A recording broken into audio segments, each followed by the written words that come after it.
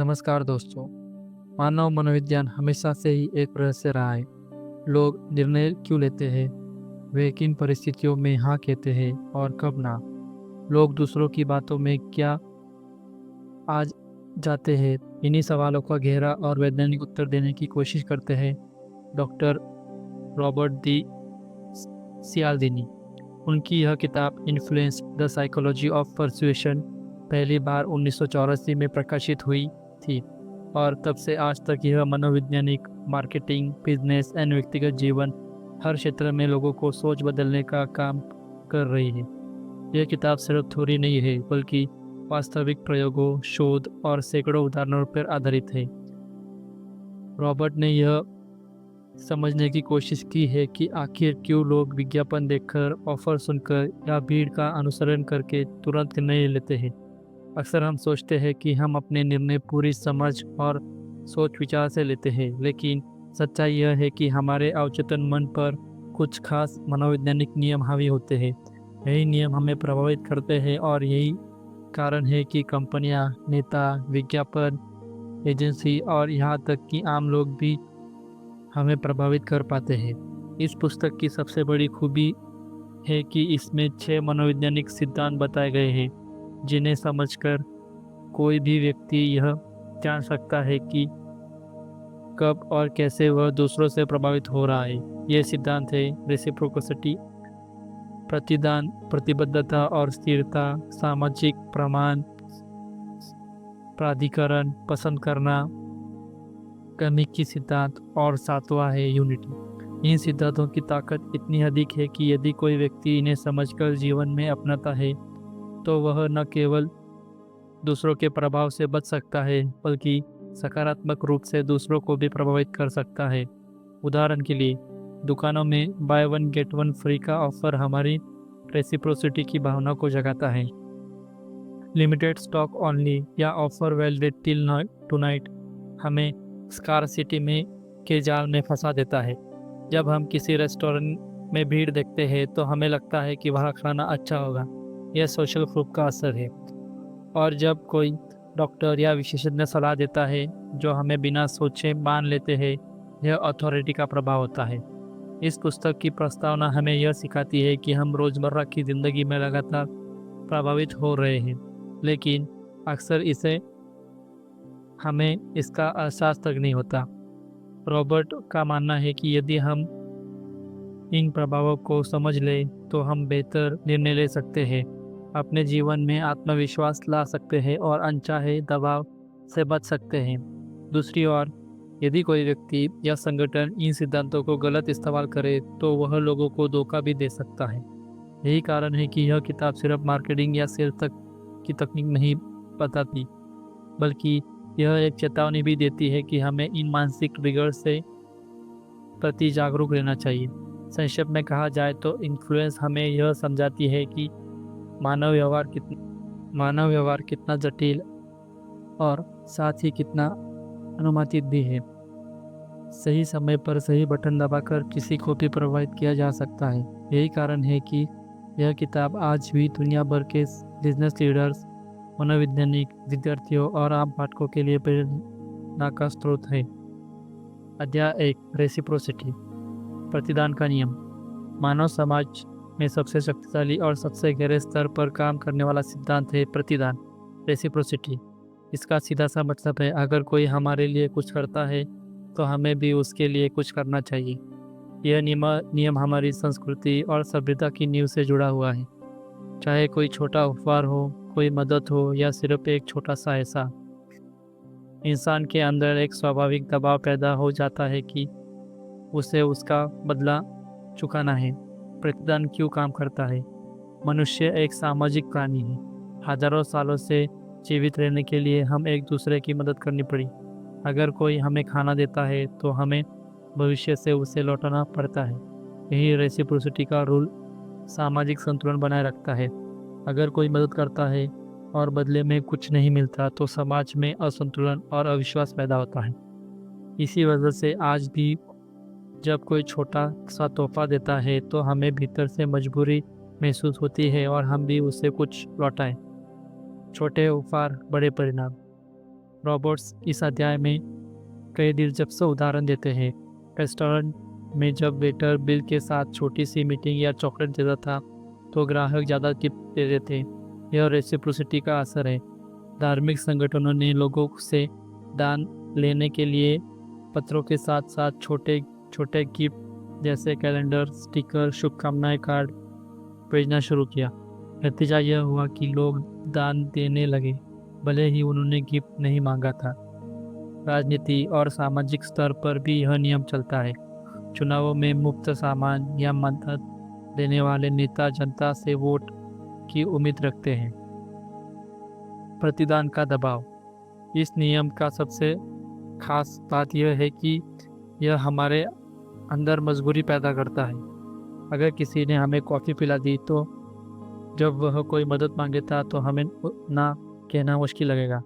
दुकानों में free sample इसी वजह से दिया जाता है, बाकी ग्राहक को लगे कि उसने बदले में कुछ खरीदना चाहिए। रॉबर्ट्स कहते हैं कि यह नियम इतना शक्तिशाली है कि अक्सर लोग अपनी इच्छा के विरुद्ध भी हाँ कर देते हैं। गलत उपयोग, एक्सप्लॉयटेशन। रेसिप्रोसिटी का नियम अच्छा है भी है और खतरनाक भी है। अच्छे उपयोग में यह सामाजिक संबंधों को मजबूत करता है, लेकिन इसका दुरुपयोग भी आसानी से हो सकता है। उदाहरण के लिए, कोई सेल्समैन आपको मुफ्त में पेन या डायरी देता है ताकि बाद में जब वह बड़ा ऑफर दे तो आप मना न कर सकें। कई बार अपराधी भी पुलिस या अदालत को प्रभावित करने के लिए छोटे छोटे एहसान करते हैं। इससे कैसे बचें? रॉबर्ट चेतावनी देते हैं कि हमें किसी मानसिक ट्रिगर को पहचानना चाहिए। अगर कोई हमें कुछ देता है तो हमें यह समझना होगा कि क्या वह सच में ईमानदारी से दे रहा है या इसके पीछे कोई छिपा हुआ मकसद है। यदि हमें लगता है कि यह सिर्फ हमें फंसाने की चाल है तो हमें ना कहना सीखना होगा। उपहार स्वीकारना करना गलत नहीं है, लेकिन उसके कारण अपनी स्वतंत्रता खो देना खतरनाक है।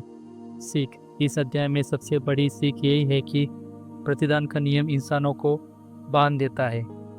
यह हमें सामाजिक रूप से मजबूत बनाता है, लेकिन यदि हमें इसकी शक्ति का ज्ञान नहीं है तो हम आसानी से शिकार बन सकते हैं। दूसरों को प्रभावित करने के लिए यह एक प्रभावी तकनीक है, लेकिन साथ ही साथ हमें दूसरों द्वारा किए गए छोटे छोटे उपकारों के पीछे छिपी मंशा को पहचानना आना चाहिए। रेसिप्रोसिटी हमें यह सिखाता है कि मनुष्य का व्यवहार सिर्फ तर्क या सोच पर आधारित नहीं है, बल्कि भीतर छिपे सामाजिक दबाव और नैतिक नियमों भी हमें नियंत्रित करते हैं। अध्याय 2, कमिटमेंट एंड कंसिस्टेंसी। प्रतिबद्धता और स्थिरता। इंसानी मनोविज्ञान में एक गहरा नियम है, एक बार जो निर्णय लिया उस पर टिके रहना। यही नियम इस अध्याय का मूल है। रॉबर्ट सियाल्दिनी इसे कमिटमेंट एंड कंसिस्टेंसी रूल कहते हैं। हम सभी चाहते हैं कि लोग हमें एक स्थिर और भरोसेमंद व्यक्ति माने। यदि हम बार बार अपनी राय बदलते हैं तो समाज हमें अस्थिर, कमज़ोर और अविश्वसनीय समझता है। इसलिए जब भी हम कोई निर्णय लेते हैं तो हमारा अवचेतन मन चाहता है कि हम उसी निर्णय के साथ लगातार बने रहें। क्यों महत्वपूर्ण है स्थिरता? स्थिरता से व्यक्ति की पहचान बनती है। समाज ऐसे व्यक्ति को विश्वसनीय मानता है जो अपने शब्द और कर्मों में स्थिर रहे। यह हमारे जीवन को सरल बनाता है, क्योंकि हमें हर बार नए विकल्पों पर गहराई से सोचने की जरूरत नहीं होती।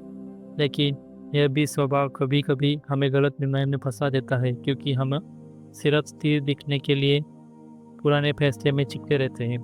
कमिटमेंट का जादू।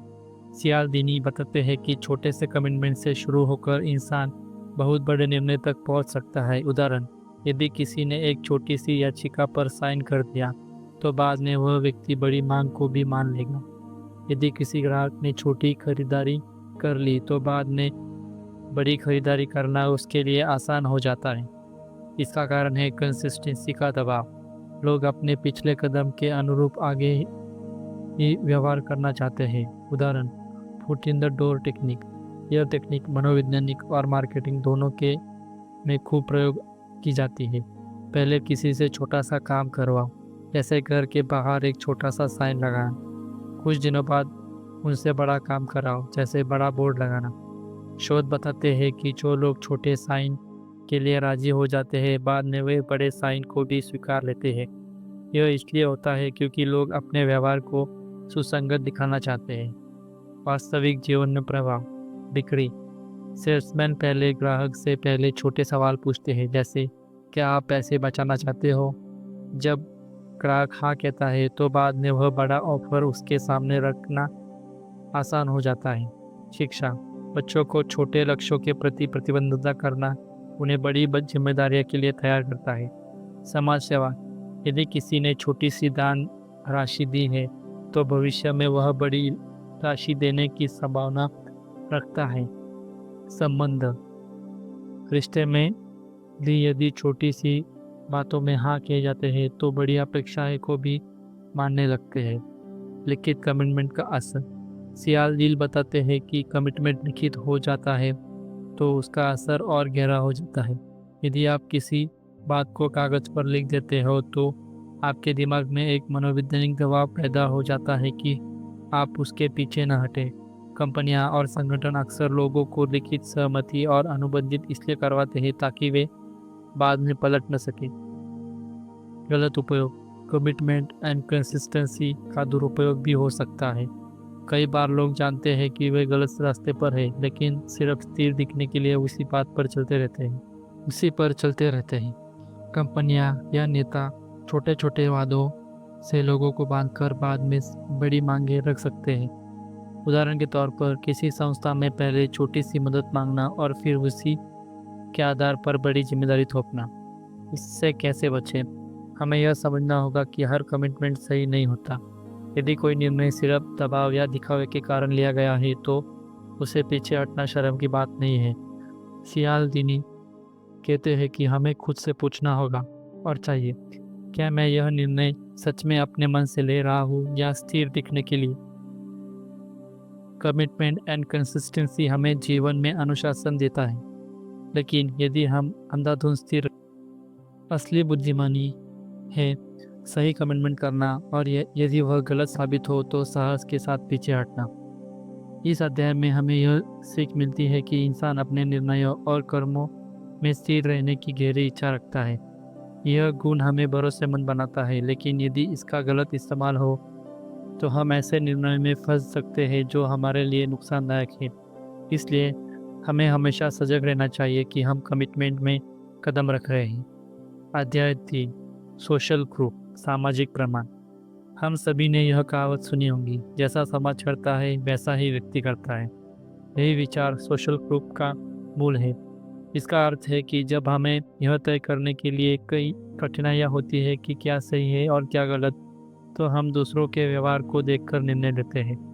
रॉबर्ट सियालदील बताते हैं कि यह सिद्धांत बहुत ही शक्तिशाली है और अक्सर हम इसे रोजमर्रा की जिंदगी में इस्तेमाल करते हैं बिना यह जाने कि हम प्रभावित हो रहे हैं। सामाजिक प्रमाण क्यों काम करता है? मनुष्य सामाजिक प्राणी है। यदि हमें स्थिति स्पष्ट नहीं लगती तो हम दूसरों को देखकर निर्णय करते हैं। हमें यह विश्वास होता है कि अगर इतने लोग यह कर रहे हैं तो यह सही होगा। यही कारण है कि भीड़ का प्रभाव हम इतना गहरा पड़ता है। उदाहरण, एक रेस्टोरेंट की भीड़। यदि हम 2 रेस्टोरेंट देखते हैं, एक खाली और एक भीड़भाड़ वाला, तो हम भीड़ वाले को ही चुनते हैं। हमें लगता है कि वहाँ का खाना बेहतर है। 2 टीवी शो में हंसी। सिटकॉम में लाफ ट्रैक इसलिए डाला जाता है क्योंकि ताकि लोग यह माने कि जोक मज़ेदार है। लोग दूसरों की हंसी सुनकर खुद भी हंसने लगते हैं। 3 ऑनलाइन रिव्यू एंड रेटिंग। जब कोई प्रोडक्ट खरीदते हैं तो अक्सर दूसरों के रिव्यू देखकर ही निर्णय लेते हैं। प्रयोग और शोध। सियालदील बताते हैं कि 1960 के दशक में एक मशहूर प्रयोग हुआ। एक आदमी सड़क पर रुककर आसमान की तरफ देखने लगा। पहले लोगों ने अनदेखा करते रहे, लेकिन जब 5-6 लोग उसके साथ आसमान देखने लगे तो धीरे धीरे भीड़ जुट गई। आखिर में दर्जनों लोग बिना कारण से आसमान में देखने लगे। यह दिखाता है कि लोग दूसरों का अनुसरण करने लगते हैं, भले ही उन्हें कारण पता न हो। अनिश्चितता और समानता का असर। सामाजिक प्रमाण 2 परिस्थितियों के सबसे ज़्यादा प्रभाव डालता है। एक, अनिश्चितता। जब हमें पता नहीं होता कि यह सही निर्णय क्या है तो हम दूसरों को देखकर निर्णय लेते हैं। जैसे नया शहर हो, नया रेस्टोरेंट हो या नई तकनीक, हम दूसरों की नकल करते हैं। तो समानता, हम उन लोगों का अनुसरण करते हैं जो हमें अपने जैसे लगते हैं। उदाहरण, यदि हमारे उम्र के हमारे जैसे दिखने वाले लोग कोई प्रोडक्ट इस्तेमाल करते हैं तो हम भी उसे अपनाने लगते हैं। गलत उपयोग, सामाजिक प्रमाण का दुरुपयोग करना भी आसान है। विज्ञापन कंपनियां best seller, most popular and 5 million user जैसे टैग लगाकर हमें प्रभावित करती हैं। सोशल मीडिया पर लाइक और शेयर की संख्या देखकर हम मान लेते हैं कि कंटेंट अच्छा है, भले ही वह गुणवत्ता में कमजोर हो।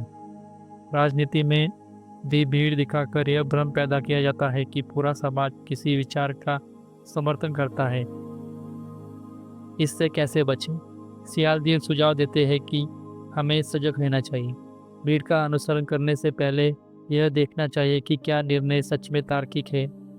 सिर्फ इसलिए कि बहुत लोग कर रहे हैं इसका मतलब यह नहीं है कि वह सही है। हमें यह भी समझना होगा कि भीड़ गलत भी हो सकती है। सोशल प्रूफ हमें निर्णय लेने में मदद करता है, लेकिन यह हमारी स्वतंत्रता को दबा सकता है। अगर हम आंख मूंद कर भीड़ का अनुसरण करें तो गलत रास्ते पर भी जा सकते हैं। समझदारी यही है कि हम दूसरों से प्रभावित हो, लेकिन अंतिम निर्णय सोच समझ कर लें।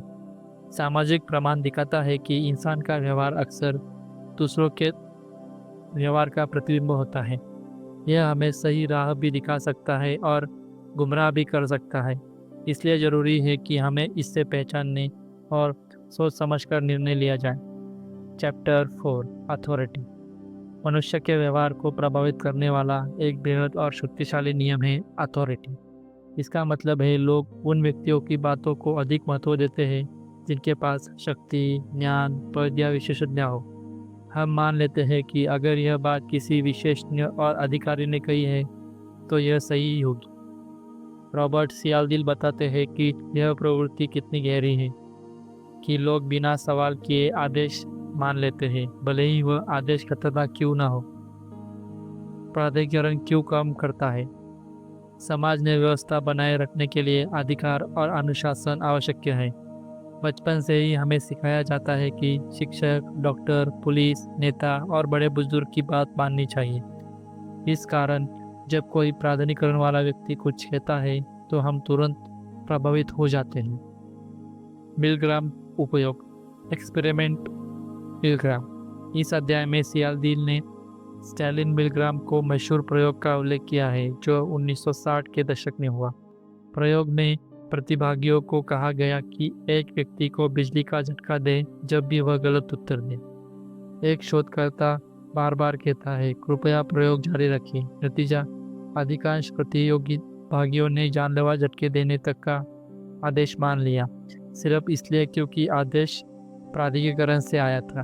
यह प्रयोग दिखाता है कि प्राधिकरण का प्रभाव कितना गहरा और खतरनाक हो सकता है। वास्तविक जीवन के उदाहरण, एक डॉक्टर और मरीज। अगर डॉक्टर दवा लिख दे तो अक्सर मरीज बिना सवाल दिए ये दवा खा लेते हैं, भले ही वह कभी गलत भी हो। 2, विज्ञापन। कंपनियां अपने उत्पाद का प्रचार करने के लिए डॉक्टर, वैज्ञानिकों और विशेषज्ञों को सामने लाती है ताकि ग्राहक उन पर भरोसा करें। 3, यूनिफॉर्म और पद। पुलिस वर्दी पहनने व्यक्ति के आदेश को लोग तुरंत मान लेते हैं, चाहे आदेश सही हो या गलत। 4, सेलिब्रिटी एंडोर्समेंट। जब कोई मशहूर अभिनेता या खिलाड़ी किसी उत्पाद का प्रचार करता है तो लोग उसे मान्यता दे देते हैं। प्राधिकरण के प्रतीक। सियालदील बताते हैं कि अक्सर लोग वास्तविक ज्ञान से नहीं बल्कि प्राधिकरण के प्रतीकों से प्रभावित हो जाते हैं। वर्दी पहनने व्यक्ति को ज़्यादा हम गंभीरता से लेते हैं। उपाधि और डिग्री। डॉक्टर या प्रोफेसर जैसी उपलब्धियां लोगों को अधिक विश्वसनीय बना देती हैं। भौतिक चिन्ह, महंगी गाड़ी, बड़ा ऑफिस और शानदार कपड़े भी प्राधिकरण का आभास दिलाते हैं। गलत उपयोग। प्राधिकरण का दुरुपयोग करना आसान है। नकली डॉक्टर, झूठे गुरु और फर्जी अधिकारी लोगों को रखते हैं। कंपनियां 90% डॉक्टर इंस्टीट्यूट को सिफारिश करते हैं जैसे दावे करके उपभोक्ताओं को प्रभावित करती हैं। नेता और संगठन अक्सर अपने पद का उपयोग करके अनुयायी से बिना सवाल किए आदेश मानने की अपेक्षा करते हैं। इससे कैसे बचे? सियालदील चेतावनी देते हैं कि हमें प्राधिकरण को अंधभक्ति की तरह नहीं मानना चाहिए। जब कोई आदेश या सुझाव मिलता है तो हमें यह पूछना चाहिए: 1. क्या यह व्यक्ति वास्तव में विशेषज्ञ है? 2. क्या इसका फायदा सचमुच मेरे लिए है या सिर्फ उसके लिए? हमें यह समझना होगा कि वर्दी, उपाधि या प्रतीक हमें भ्रमित कर सकते हैं। असली ध्यान तथ्य या तर्क पर होना चाहिए। अथॉरिटी समाज में व्यवस्था और विश्वास बनाए रखने के लिए जरूरी है, लेकिन इसका गलत इस्तेमाल हमें गलत निर्णय लेने पर मजबूर कर सकता है। हमें सम्मान और विवेक दोनों का संतुलन बनाए रखना चाहिए। अथॉरिटी का सिद्धांत हमें यह सिखाता है कि प्राधिकरण वाले व्यक्ति को बात को आसानी से मान लेते हैं। यह गुण हमें अनुशासन और सुरक्षा देता है, लेकिन अंधाधुंध पालन हमें खतरनाक स्थितियों में भी डाल सकता है। इसलिए हमें हमेशा यह जांचना चाहिए कि हमें किसी आदेश का पालन कर रहे हैं और क्यों। अध्याय 5: लिकिंग, पसंद का सिद्धांत। मानव मनोविज्ञान का एक गहरा नियम है: हम उन लोगों को ज़्यादा आसानी से हाँ कहते हैं जिन्हें हम पसंद करते हैं। यही है लाइकिंग प्रिंसिपल। रॉबर्ट सियालदील बताते हैं कि हमारी पसंद नापसंद सिर्फ भावनाओं तक सीमित नहीं रहती, बल्कि यह हमारे निर्णयों और व्यवहार को प्रभावित करती है। जब कोई व्यक्ति हमें अच्छा लगता है तो हम उसकी बात पर अधिक भरोसा करते हैं और उसके सुझावों को मान लेते हैं। पसंद क्यों काम करती है? इंसान रिश्तों और जुड़ाव पर आधारित प्राणी है। हमें जिनसे सकारात्मक भावनाएं मिलती हैं, हम उनके प्रति खुले और सहयोगी बन जाते हैं। पसंद का असर इतना गहरा होता है कि अक्सर हम तथ्यों से ज़्यादा भावनाओं के आधार पर निर्णय लेते हैं। पसंद पैदा करने वाले कारक। सियालदील 5 मुख्य कारण बताते हैं जिनमें लाइकिंग बढ़ती है। 1. शारीरिक आकर्षण। सुंदर या आकर्षण निकलने वाले लोगों को हम अक्सर अधिक ईमानदार, बुद्धिमान और भरोसेमंद मान लेते हैं। यही कारण है कि विज्ञापनों में मॉडल्स और सेलिब्रिटीज़ को दिखाया जाता है। 2. समानता। हम वे लोग पसंद आते हैं जो हमारी तरह सोचते हैं, दिखते हैं या हमारे जैसी आदतें रखते हैं। उदाहरण, अगर कोई हमारी ही भाषा बोलता है या हमारी पसंद नापसंद साझा करता है तो हम उसे तुरंत अपना मान लेते हैं। 3. प्रशंसा। अगर कोई व्यक्ति हमारी तारीफ करता है तो हमें वह अच्छा लगने लगता है, चाहे प्रशंसा वास्तविक हो या रणनीति के तरह की गई हो। इसका असर हमेशा गहरा होता है। 4. संपर्क और सहयोग।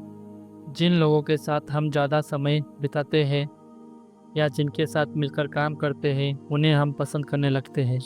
उदाहरण, टीम वर्क या खेलों के साथी खिलाड़ियों के साथ बीच यह प्रभाव स्पष्ट दिखता है। 5. सकारात्मक सुझाव। हम अक्सर किसी व्यक्ति को उस संदर्भ से जोड़कर देखते हैं जिसमें वह दिखाई देता है। जैसे, अगर कोई व्यक्ति हमें खुशी के पल में मिले तो हमें वह अधिक अच्छा लगता है। वास्तविक जीवन के उदाहरण, सेल्स और मार्केटिंग। सेल्समैन अक्सर ग्राहक से व्यक्तिगत बातचीत करके, तारीफ करके और समानताएं खोजकर उन्हें प्रभावित करता है। विज्ञापन। कंपनियां मशहूर और पसंदीदा सेलिब्रिटीज़ को ब्रांड एम्बेसडर बनाती है ताकि लोग उत्पादन को उनके साथ जोड़कर पसंद करें। राजनीति। नेता अपने भाषणों में यह दिखाने की कोशिश करते हैं कि वे जनता जैसे ही हैं ताकि लोग उनसे जुड़ाव महसूस कर सकें। दोस्ती और रिश्ते। हम उन्हीं लोगों पर भरोसा करते हैं जिन्हें हम पसंद करते हैं और जो हमें महत्व देते हैं। पसंद का गलत उपयोग। लाइकिंग का सिद्धांत बहुत अच्छा है, लेकिन इसका दुरुपयोग भी आसानी से हो सकता है। सेल्समैन जानबूझकर ग्राहकों से व्यक्तिगत जुड़ाव बनाकर उन्हें महंगे सामान खरीदने के लिए मजबूर करते हैं। नेता या प्रभावशाली लोग की भावनाओं को छूकर उनका समर्थन प्राप्त कर लेते हैं, चाहे उनके इरादे सही हो या नहीं। सोशल मीडिया इन्फ्लुएंस अपने लोकप्रियता का फायदा उठाकर किसी भी उत्पाद को बेच सकते हैं, भले ही वह उपयोगी न हो। इससे कैसे बचें? सियालदील सुझाव देते हैं कि हमें यह पहचानना चाहिए कि कहीं हमारी पसंद हमारे निर्णय को गलत दिशा में ना नहीं ले जा रही है। अगर कोई हमें बहुत पसंद है तो यह जरूरी नहीं है कि उसकी हर बात सच है या सही हो। हमें यह सवाल करना चाहिए, क्या मैं यह निर्णय वस्तुनिष्ठ कारणों से ले रहा हूँ या सिर्फ इसलिए कि यह व्यक्ति मुझे अच्छा लगता है। लाइकिंग का सिद्धांत हमें यह समझाता है कि रिश्ते और भावनाएं कितनी ताकतवर होती हैं, लेकिन यदि हम सिर्फ पसंद के आधार पर निर्णय लेने लेंगे तो हम अपनी आसानी से प्रभावित और धोखा खा सकते हैं। सही तरीका है पहले तथ्य को परखना और फिर भावनाओं को महत्व देना। लाइकिंग का सिद्धांत यह बताता है कि इंसान उन लोगों के प्रति अधिक झुकाव रखता है जिन्हें वह पसंद करता है। यह रिश्तों में विश्वास को मजबूत करता है, लेकिन साथ ही हमें यह असावधान भी बना देता है। इसलिए हमेशा संतुलन बनाए रखना चाहिए। दिल से पसंद करें लेकिन दिमाग से निर्णय लें। अध्याय 6, स्कार्सिटी, कमी का सिद्धांत। मानव विज्ञान में एक बड़ा नियम है, हमें वह चीज़ सबसे कीमती लगती है जो दुर्लभ या सीमित हो। इसे ही हमें सियालदीन स्कार्सिटी प्रिंसिपल कहते हैं। जब किसी वस्तु, अवसर या अनुभव को दुर्लभ दिखाया जाता है तो उसकी चाहत कई गुना बढ़ जाती है। स्कार्सिटी हमें यह महसूस कराती है कि अगर हमने तुरंत फैसला नहीं किया तो शायद यह मौका हमेशा के लिए हाथ से निकल जाएगा। कमी क्यों काम करती है? 1, मूल्यों की धारणा, परसेप्शन ऑफ वैल्यू। जो चीज़ आसानी से उपलब्ध होती है उसे हम साधारण समझते हैं। जो चीज़ मुश्किल से मिलती है उसका महत्व स्वतः बढ़ जाता है। 2, स्वतंत्रता की भावना, लॉस ऑफ फ्रीडम। स्कार्सिटी हमें यह एहसास कराती है कि हमारी चुनाव करने की आज़ादी छीन रही है।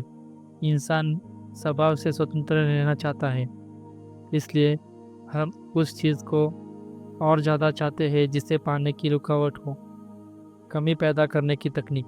सियालदीन बताते हैं कि मार्केटिंग, विज्ञापन और सेल्स में कमी का सिद्धांत सबसे ज़्यादा उपयोगी होता है। 1, सीमित मात्रा।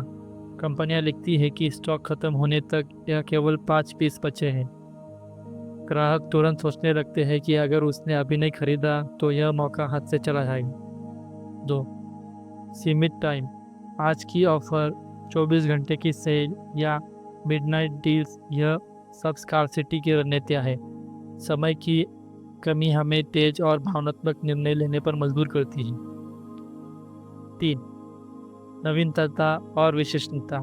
जब किसी प्रोडक्ट को नया या विशेष लोगों के लिए बताया जाता है तो लोग उसे और कीमती मानते हैं। उदाहरण, केवल वीआईपी ग्राहकों के लिए या लिमिटेड एडिशन। 4, प्रतिबंधित चीज़ें। अगर किसी को मना कर दिया जाए तो लोग उसे और ज़्यादा चाहने लगते हैं। मनोविज्ञान में इसे रोमियो जूलियट इफेक्ट कहते हैं, जहाँ विरोध से आकर्षण और बढ़ता है। वास्तविक जीवन के उदाहरण, ई कॉमर्स वेबसाइट, केवल 2 प्रोडक्ट्स बाकी है जैसे संदेश तुरंत खरीदारी के लिए दबाव बनाते हैं। होटल, फ्लाइट बुकिंग, केवल 1 रूम बाकी है या 10 लोग अधिक देख रहे हैं, यह स्कार्सिटी का साफ उपयोग है। शेयर मार्केट, दुर्लभ या सीमित आईपीओ ऑफरिंग में लोग बिना सोचे समझे निवेश कर देते हैं। खेल और इवेंट, सिर्फ कुछ ही टिकट उपलब्ध है यह सुनने ते ही लोग तुरंत टिकट खरीद लेते हैं। रिश्तों में, अगर कोई व्यक्ति हमें न मिले या अपनी उपस्थिति सीमित करे तो हमें उसकी और ज़्यादा चाहत होती है। कमी का दुरुपयोग। स्कार्सिटी का नियम बहुत ताकतवर है, लेकिन इसका गलत उपयोग भी हो सकता है। कंपनियां झूठी कमी पैदा करती है ताकि ग्राहक तुरंत खरीदारी करें। नकली, लिमिटेड एडिशन या फेक स्टॉक आउट से उपभोक्ता भ्रमित होता है।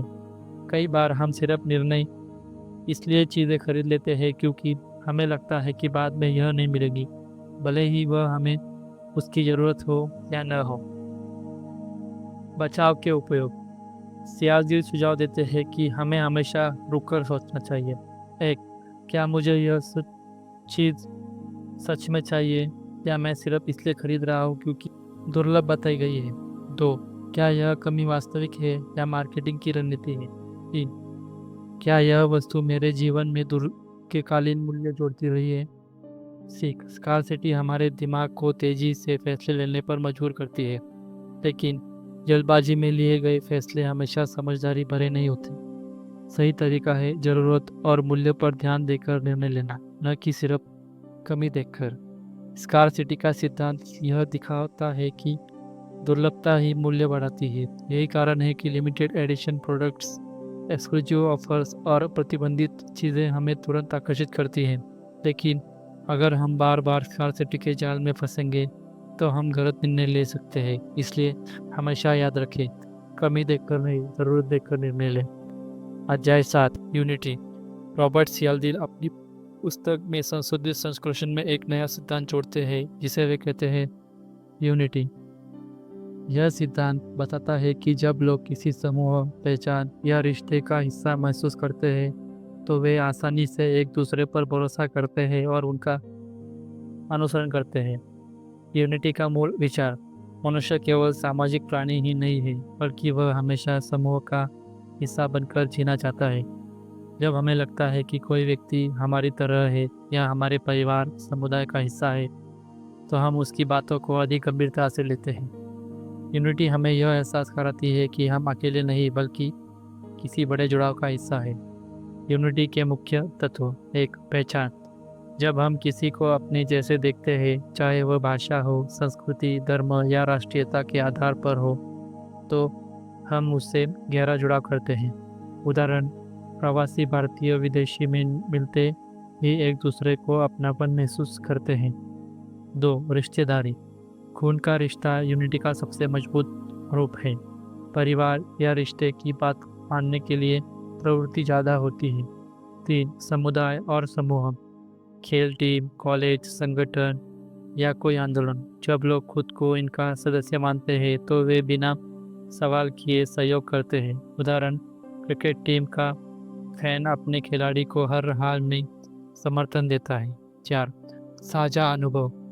जिन लोगों ने हमारे साथ संघर्ष, कठिनाइयाँ या उपलब्धियाँ साझा की हैं उनसे हमारा बंधन और गहरा होता है। उदाहरण, एक ही बैच के छात्र या युद्ध के साथ रहे सैनिक। वास्तविक जीवन के उदाहरण, मार्केटिंग में ब्रांड अक्सर लोगों को यह एहसास कराते हैं कि उनके उत्पादन का उपयोग करने से वे एक बड़े परिवार का हिस्सा बन जाते हैं। जैसे नाइकी जस्ट डू इट कहता है कि सिर्फ जूता नहीं बल्कि खिलाड़ियों की पहचान है। एप्पल यूजर्स खुद को अलग समुदाय का हिस्सा मानते हैं। राजनीति में नेता अवसर कहते हैं, हम सब एक है, हम एक ही परिवार के सदस्य हैं। यह एकता का संदेश लोगों को भावनात्मक रूप से जोड़ देता है। सामाजिक आंदोलन, स्वतंत्रता संग्राम या किसी भी क्रांति में हम सब भाई बहन हैं का नारा लोगों को प्रेरित करता है। सोशल मीडिया, ग्रुप्स, फॉलोवर्स और फैन क्लब लोगों को यह महसूस कराते हैं कि वे अपनों के बीच हैं। यूनिटी का दुरुपयोग, यूनिटी का सिद्धांत सकारात्मकता होने के साथ साथ खतरनाक भी हो सकता है अगर उसका गलत उपयोग हो। कुछ लोग समूहों को पहचान का फायदा उठाकर अनुचित काम करवाते हैं। राजनीति में जाति, धर्म, भाषा के आधार पर विभाजन करके लोगों को भावनात्मक रूप से नियंत्रित किया जाता है। कल्ट्स यूनिटी का इस्तेमाल अपने अनुयायियों को पूरी तरह से नियंत्रित करने के लिए करते हैं। बचाव कैसे करें? सियाल्दिल कहते हैं कि हमें खुद से यह सवाल करना चाहिए, क्या मैं इस व्यक्ति या संगठन की बात इसलिए मान रहा हूँ क्योंकि यह सच में सही है, न सिर्फ इसलिए क्योंकि यह हमारा है? क्या इस यूनिटी से मेरा और समाज का वास्तविक भला हो रहा है या यह सिर्फ भावनात्मक खेल है? यूनिटी हमें एकता, सहयोग और भाईचारा की ताकत देती है, लेकिन यह यूनिटी अगर अंधविश्वास और अंधभक्ति में बदल जाए तो यह खतरनाक हो जाती है। सही उपयोग में यूनिटी हमें जोड़ती है, गलत उपयोग में यह हमें नियंत्रित करती है। यूनिटी का सिद्धांत यह सिखाता है कि इंसान केवल तर्क से नहीं चलता बल्कि वह पहचान और रिश्तों से भी प्रभावित होता है। जब हमें लगता है कि कोई व्यक्ति या समूह हमारा अपना है तो हम उसकी बातों को आसानी से मान लेते हैं। इसलिए हमें यह संतुलन बनाना चाहिए, रिश्ते और पहचान की अहमियत को समझें लेकिन निर्णय हमेशा विवेक और तथ्यों पर लें। तो दोस्तों, आज हमने रॉबर्ट सियालदिल की विश्व प्रसिद्ध किताब influence the psychology of persuasion की पूरी तरह से अध्ययन किया। इस किताब ने हमें इंसान की मनोविज्ञान के 7 मुख्य सिद्धांतों reciprocity, commitment and consistency, social group, authority, liking, scarcity और 7वां यूनिटी के बारे में गहराई से समझाया है। यह किताब सिर्फ मार्केटिंग या सेल्स की तकनीक नहीं बताती, बल्कि यह हमें अपने और दूसरों के व्यवहार को समझाने और नियंत्रित करने का तरीका सिखाती है। मुख्य सीख, रेसिप्रोसिटी। अगर कोई हमारे लिए कुछ करता है तो हमें उसके लिए भी कुछ करना पड़ता है। यह नियम हमारे अंदर स्वाभाविक रूप से काम करता है और हमें प्रभावित करता है। 2, कमिटमेंट और कंसिस्टेंसी। एक बार जो निर्णय हमने लिया उसे में हम चिपक के रहना चाहते हैं। छोटे निर्णय भी बड़े फैसले को प्रभावित करते हैं, इसलिए हमें हमेशा सचेत रहना चाहिए कि हमारी प्रतिबद्धता सही है और जागरूक हो। 3, सोशल प्रूफ। लोग दूसरों के व्यवहार को देखकर निर्णय लेते हैं। भीड़ के प्रभाव में आना आसान है, लेकिन हमें हमेशा तथ्य और तार्किक सोच पर निर्णय लेना चाहिए। 4, अथॉरिटी। हम उन लोगों को मानते हैं जिनके पास विशेषज्ञता और अधिकार है, लेकिन उस प्राधिकरण सही नहीं होता, इसलिए हमें हमेशा विवेक और तर्क का इस्तेमाल करना चाहिए। 5, लाइकिंग। हम उन लोगों को मानते और सुनते हैं जिन्हें हम पसंद करते हैं। भावनाएं और रिश्तों का असर हमारे निर्णय को गहरा होता है, इसलिए भावनाओं को समझकर और सोच समझकर निर्णय लेना जरूरी है। 6, स्कार्सिटी। जो चीज़ दुर्लभ या सीमित होती है वह अधिक कीमती लगती है। मार्केटिंग और विज्ञापन इसका बड़ा फायदा उठाते हैं। हमें निर्णय लेने से पहले यह सोचने की आवश्यकता है कि क्या हमें वास्तव में यह 5, लाइकिंग। हम उन लोगों को मानते और सुनते हैं जिन्हें हम पसंद करते हैं। भावनाओं और रिश्तों का असर हमारे निर्णय पर गहरा असर होता है, इसलिए भावनाओं को समझकर और सोच समझकर निर्णय लेना चाहिए। 6, स्कार्सिटी। जो चीज़ दुर्लभ या सीमित होती है वह अधिक कीमती लगती है। मार्केटिंग और विज्ञापन इसका बड़ा फायदा उठाते हैं। हमें निर्णय लेने से पहले यह सोचने की आवश्यकता है कि क्या हमें वास्तव में यह चीज़ चाहिए या यह केवल स्कार्सिटी के प्रभाव से आ रही है। 7, यूनिटी। हम अपने जैसे लोगों और समूहों के प्रभाव में जल्दी आते हैं। पहचान, रिश्तेदारी और साझा अनुभव हमें छोड़ते हैं, लेकिन यूनिटी का दुरुपयोग भी किया जा सकता है, इसलिए हमें भावनाओं के बजाय तर्क और तथ्यों पर निर्णय लेना चाहिए।